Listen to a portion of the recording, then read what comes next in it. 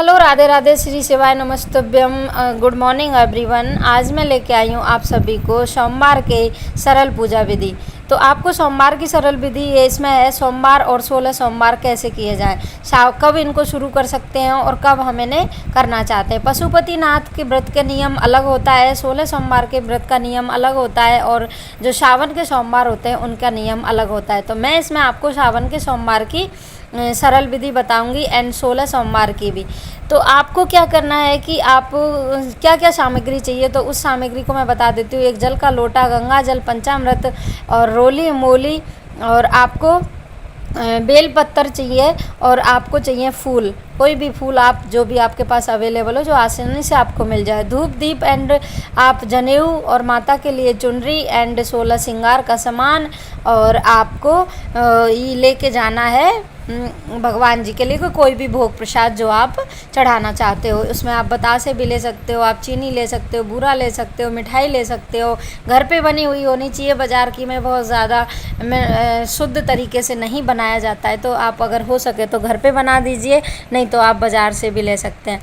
उसके बाद आपको मंदिर में जाना है। मंदिर में जाने के बाद आपको क्या करना है कि भोलेनाथ को आप जल से स्नान करा दीजिए, उसके बाद गंगा जल से आप स्नान करवा दीजिए, उसके बाद आप पंचामृत से स्नान करवा दीजिए। और अगर आपके पास सिंगी अगर आपके पास अवेलेबल है तो सिंगी से आप 45 मिनट तक लगातार जल से स्नान करवा सकते हैं, और किसी से भी अभिषेक भगवान जी का कर सकते हैं। सिंगी बाज़ार में 250-300 रुपये की आसानी से मिल जाती है। अगर आपके पास है तो अच्छी बात है, नहीं तो आप वहाँ से भी ला सकते हो। बोलते कि भगवान भोलेनाथ बहुत जल्दी प्रसन्न होते हैं सिंगी से अभिषेक करने पर।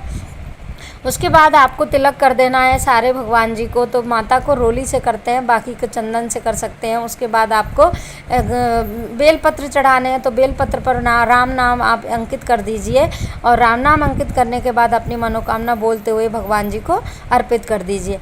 इस महीने में आप कभी भी सोमवार के व्रत कर रहे हो तो 108 यानी मुट्ठी चढ़ाने का बहुत ज़्यादा फल बताया गया है, क्योंकि अगर आप 108 कोई भी चीज़ भगवान को अर्पित करते हैं तो बोलते हैं कि भगवान आपको उसको दुगना करके देते हैं। तो आप पहले सोमवार के दिन किसी भी सोमवार में, हर 16 सोमवार में आप 16 सोमवार को एक एक मुट्ठी कोई भी चीज़ 18 प्रकार की चढ़ा सकते हैं। और अगर आप सावन के सोमवार कर रहे हैं तो 8 सोमवार में 8 चीज़ें चढ़ा सकते हैं मुट्ठी। और अगर आप सावन के सोमवार कर रहे हैं तो सावन के सोमवार में भी जितने सोमवार आप कर रहे हैं उतनी मुट्ठी आपको चढ़ा देनी है। चावल की भी हो सकती है, जौ की, गेहूँ की, मूंग की, अरहर की दाल की, एंड आप चने की दाल, जो भी आपके पास अवेलेबल है चीज़ें अन्न से रिलेटेड होनी चाहिए, अन्न होना चाहिए 108, वो चढ़ा दीजिए। उसके बाद आप जो भी ऋतु फल लेके आए हो वो ऋतु फल चढ़ा दीजिए। उसके बाद आप भगवान जी को फूल अर्पित कर सकते हैं। फूल अर्पित हार बना के अगर आप ले जाते हो माला बना के, तो भगवान जी को, सारे भगवान जी को आप माला अर्पित कर दीजिए। अगर आप सादा फूल लेके जा रहे हो तो फूल अर्पित कर दीजिए। उसके बाद आपको भगवान जी को भोग प्रसाद चढ़ाना है। धूप दीप दिखा दीजिए पहले, उसके बाद आप भोग प्रसाद चढ़ा दीजिए जो भी आप लेके आए हैं।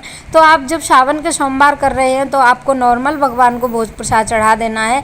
लेकिन जब अगर आप 16 सोमवार के व्रत कर रहे हैं तो 16 सोमवार में भगवान जी को कोई एक चीज़ का भोग बनता है जिसके 3 हिस्से किए जाते हैं। तो पहले आप अगर चूरमा से कर सकते हैं, उसके बाद आप मिठाई से कर सकते हैं, उसके बाद आप फल से कर सकते हैं। जितनी बार आपको करना है उतनी बार आप अलग अलग चीज़ों से करें। तो जिस चीज़ से आप कर रहे हो, यानी कि आप मान लो हलवे से कर रहे हो तो आप घर से हलवा बना के लेके जाइए, और मंदिर में जाने के बाद उसके 3 हिस्सा कर दीजिए। एक हिस्सा गाय का हो जाता है, एक हिस्सा भोलेनाथ का, और एक हिस्सा आप खुद प्रसाद रूप में वितरित कर सकते हो और खुद खा सकते हो। आपको इस व्रत में एक ही बार भोजन करना है, बार बार भोजन नहीं करना है। अगर आप फलाहार से कर रहे हो तो फलाहार एक बार करना है, खाने से कर रहे हो तो खाना एक बार खाना है, और जिस 16 सोमवार में जिस चीज़ से कर रहे हो आपको सिर्फ वही चीज़ खानी है। तो उसके बाद आप भोग प्रसाद के बाद आप आरती कर लीजिए, आचमन करा दीजिए, फिर आरती कर लीजिए, और आरती करने के बाद आप भगवान से क्षमा याचना कर लीजिए। दक्षिणा ज़रूर चढ़ानी है।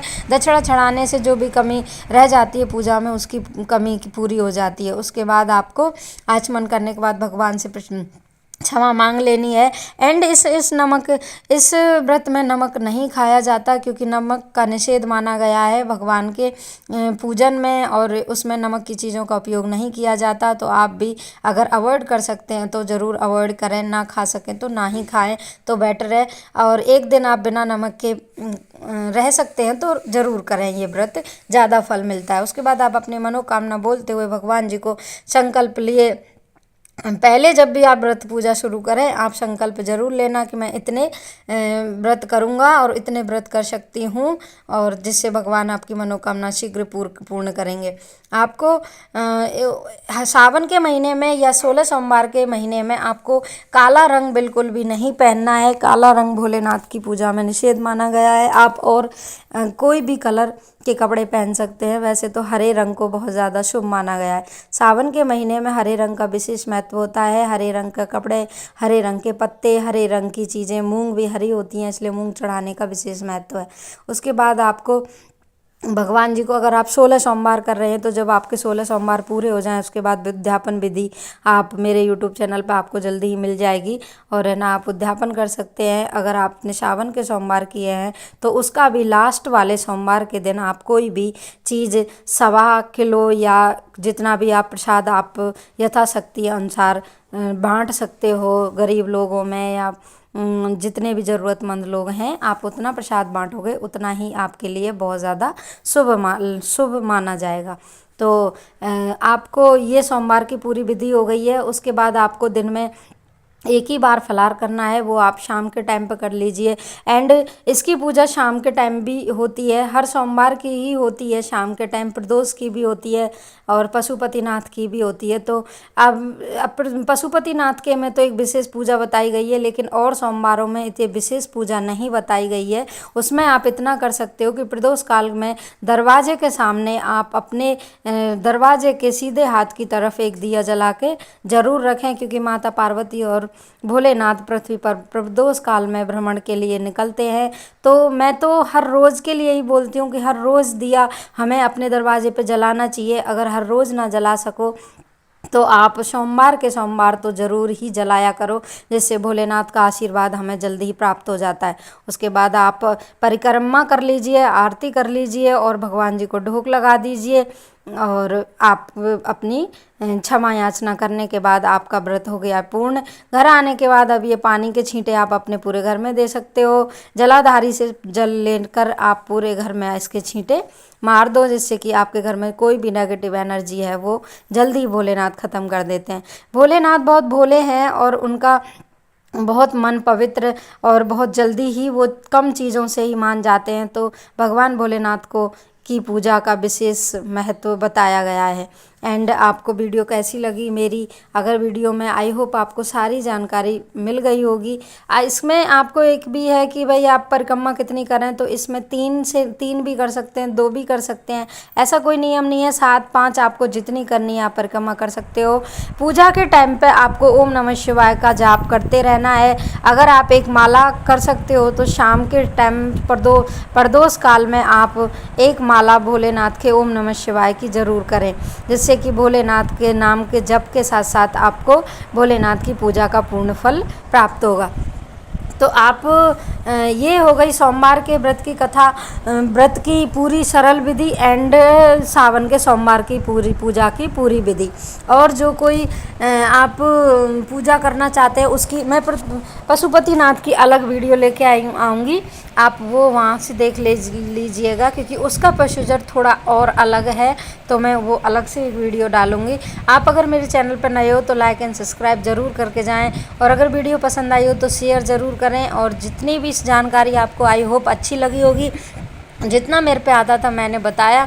बाकी पूजा तो अलग अलग ही होती हैं। तो please like and subscribe my channel. Thank you for watching.